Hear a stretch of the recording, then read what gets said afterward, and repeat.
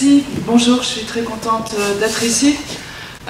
Even if I'm honest, I mean, being part of a panel on women and innovation, when you think about it, you would never have a panel on men and innovation. So I think this résume exactement tout ce dont on va parler, pourquoi on a encore besoin de s'intéresser à la cause des femmes. We all know the figures. I mean, we are 50% of the humanity, and if you look at the figures of our representation, either in the political sphere, 6.6% of women are head of states, 24% are MPs, 2% are in the peace process negotiation. Dans le domaine culturel, une palme d'or à Cannes. And in the economic sphere, it's not better. We know that there is a wage gap of 20% still. When you look at young mother and young father, the young mother, they have an occupancy rate of 25% of higher and managing jobs. For the young father, it's 75%. In France, we have no CEO. In the CAC 40. In the 500, in the SP 500, we have 26 women, which means it's a small 5%.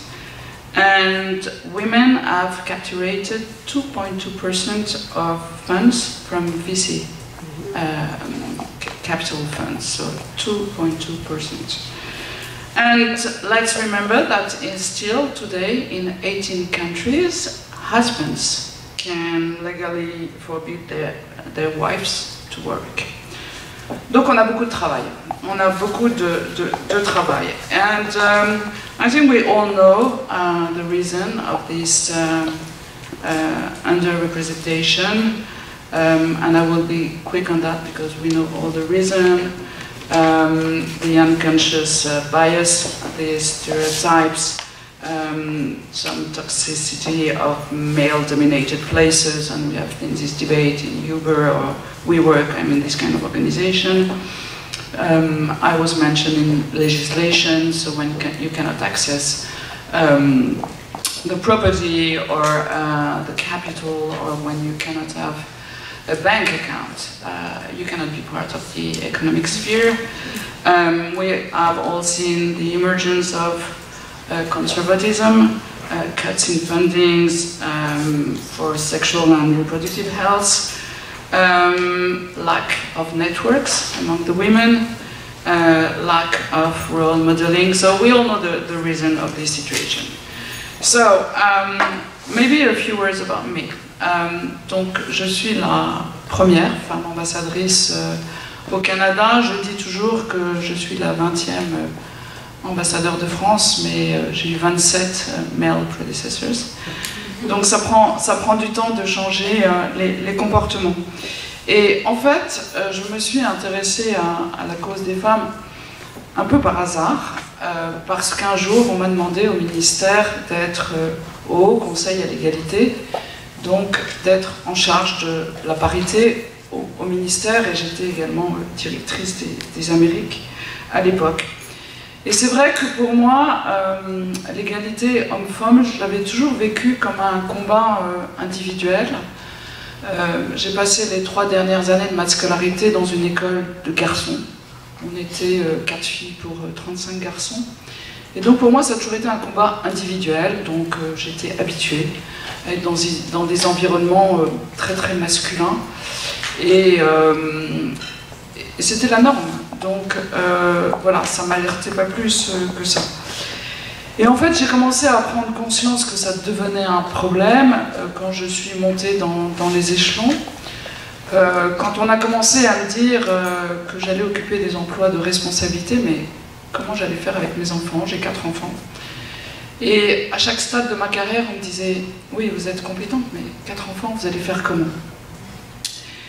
Je l'ai vu aussi dans le body language, quand on va à des réunions et qu'on est une femme, surtout quand on n'est pas beaucoup, les hommes se reculent sur leur chaise, vous regardent avec un petit sourire, et vous avez besoin d'être plus compétente, d'être plus sûre de vous, d'être mieux préparée. J'ai été frappée aussi par l'attitude des femmes. C'est-à-dire que les femmes elles-mêmes se mettent en recul, en retrait. Les femmes ne demandent jamais d'augmentation de salaire. Les femmes ne demandent jamais de promotion. Et quand on leur propose une promotion, elles disent « je suis pas sûre que je vais être capable ». Les hommes ne se posent jamais la question. Quand j'ai commencé à m'occuper de parité, j'ai vu toutes ces questions. Et puis j'ai été à la demande d'Emmanuel Macron membre du Conseil consultatif pour l'égalité des genres auprès du G7. So this council was created by Justin Trudeau during the G7 Canadian presidency, and it was renewed by Emmanuel Macron with different people. And I think it was really interesting the way we work, and I'm going to come back on what we did within the committee. I just want, before, to share a few thoughts. I've been in the public sector and I've been in the private sector. And I was in a company, Lafarge, who is really nice with its employees and with a huge respect for women, even if it's a company which is really male dominated, because it's about, you know, making cement and building, so lots of engineers. But I've never faced any criticism or any remark that let me know that I was a woman. But I think it's quite an unusual company, because the culture, I think, is remarkable, and it's one of the few companies, I think, that has this kind of culture. But when you think about which role an organization can have, either in public or private, I think that the same rules should apply. And it's, for example, je crois que si on veut faire avancer les choses, il faut une politique très déterminée et très volontariste qui parte du haut de l'organisation. C'est-à-dire que si le ministre, si le président, si le CEO n'est pas convaincu qu'il faut plus de femmes, la culture en dessous ne va pas changer. Donc ça, c'est la première chose. La deuxième chose, c'est que si on veut faire avancer la représentation des femmes, il faut des objectifs chiffrés. Il ne faut pas juste des intentions. Il faut des cibles, et on pourra revenir sur la question des quotas. Je suis persuadée que les quotas, c'est une bonne chose. J'étais contre, je suis maintenant pour, parce que sans quotas, on a de la bonne volonté, mais on n'atteint jamais l'objectif. Parce qu'il y a toujours une bonne raison de nommer un homme et pas une femme. La femme, on dit, elle est jeune, elle a le temps, la prochaine fois. L'homme, il a de l'expérience, il a besoin d'avoir ce job. Ma troisième constatation, c'est que il y a des labels qui existent, comme il y a les labels AFNOR de certification. En France, on a ça. On a un label égalité qui est applicable dans le public et dans le privé. Et c'est des process, ceux qui sont dans le privé connaissent ce genre de process. C'est exigeant, mais on met en route des process, précisément, des mécanismes, du reporting, et ça, c'est très important. Je pense qu'il faut dans chaque organisation des personnes dédiées au genre, mais qui ne soient pas forcément dans les HR. Je crois que, en tout cas, moi, je l'ai vécu au ministère. I mean, I was a director at the time, and I think it helped me because I was not just the person in charge of gender equality. So I was really the roots of the organization. I knew, you know, all the colleagues, young female, young male, and I was really able to see what they were going through, what were the difficulties, the obstacles. So I think that having someone in the HR in charge of equality is great, but if you can find someone outside, I think it's even better. I think that you have to train your people and to make them very aware of all the biased stereotypes, and this training should be mandatory. You need to have some networks, I mean networks of women. That's something that is really lacking. And for example, in France, when we have a government reshuffle, I'm always surprised to see that the first movement is to hire men, because they call each other and they say, okay, I want to be the chief of staff of this minister. Would you join the cabinet? And because we have not this kind of network, that's why we are underrepresented. And my advice would be to build this network from the very beginning. So when you join the company, you start to build the network and you don't wait 25 years. I think that you have also to build a professional parcours. So the companies should really, and the ministers as well, should really take, I mean, the young female when they join the organization and really think about where they want this young female to be within the next 20-30 years. So if you detect a high potential, you want that person to be part of the ExCom or whatever. So what is the path to go up there? So I think this is really important. And then I've been thinking about, you know, all the ways to change this unbalanced world. And they belong to different means and tools. So first, I think it's very important to change the culture. So we have to deconstruct the stereotypes and even les rapports de force entre les hommes et les femmes et les rapports de pouvoir dans les organisations. J'ai parlé de cette sensibilisation de toutes les personnes d'une organisation à ces stéréotypes.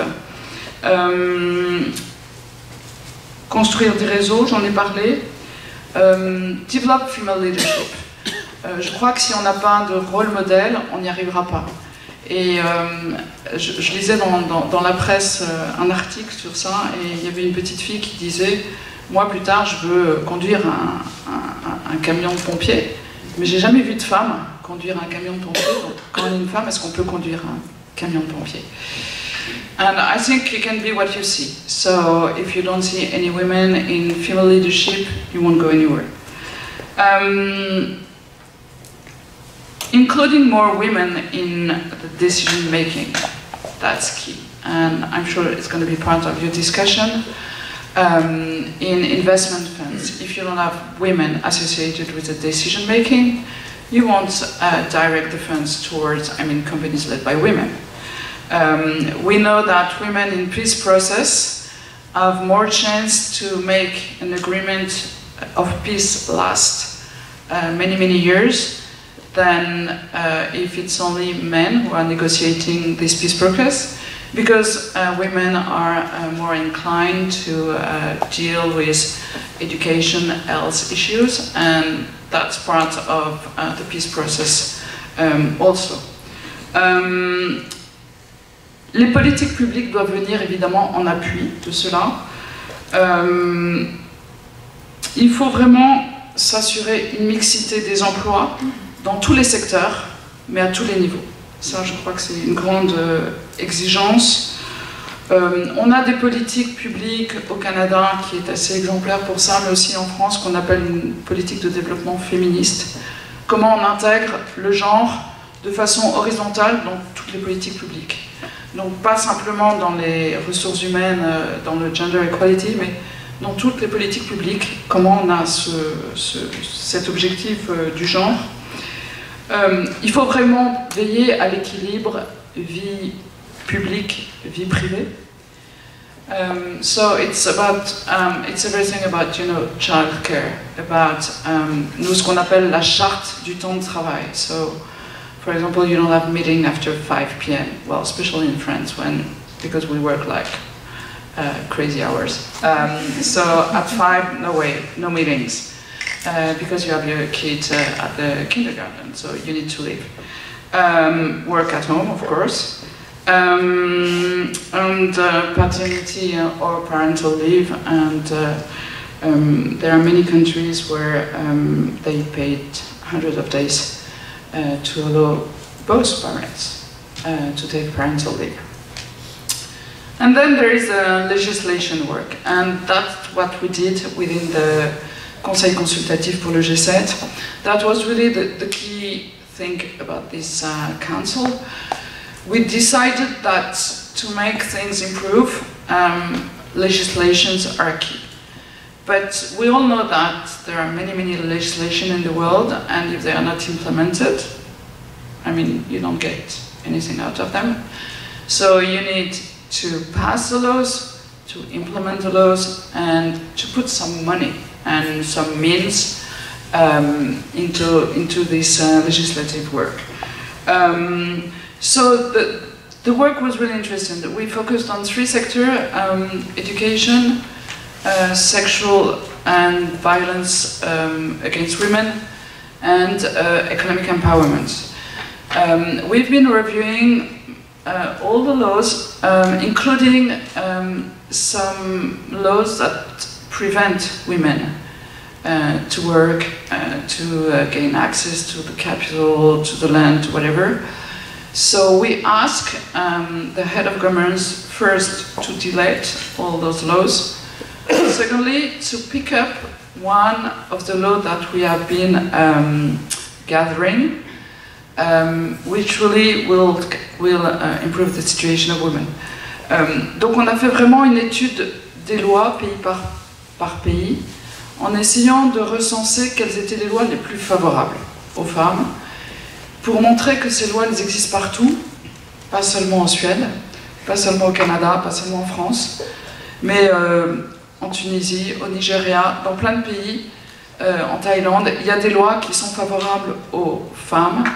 Et on a identifié ces lois et on a expliqué pourquoi elles nous paraissaient exemplaires.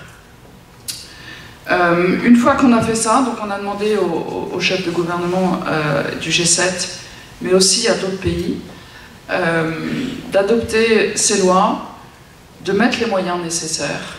On sait que si on veut faire diminuer les violences contre les femmes, si on n'a pas des personnes qui sont formées pour détecter ces violences, si on n'a pas des centres d'accueil pour les femmes qui sont battues, elles n'iront pas reporter au poste de police. Donc il faut des moyens. Et on a insisté sur le fait qu'on voulait un système de reporting. Because if you don't measure, if you don't report, once again you won't have any progress. So basically that's what we did. So you can find the report online. It was a very interesting work and council with people from all the countries, different backgrounds, different experience. I hope that it won't be another report that we will leave on the coffee table. Because we put lots of efforts, lots of who we are into this report.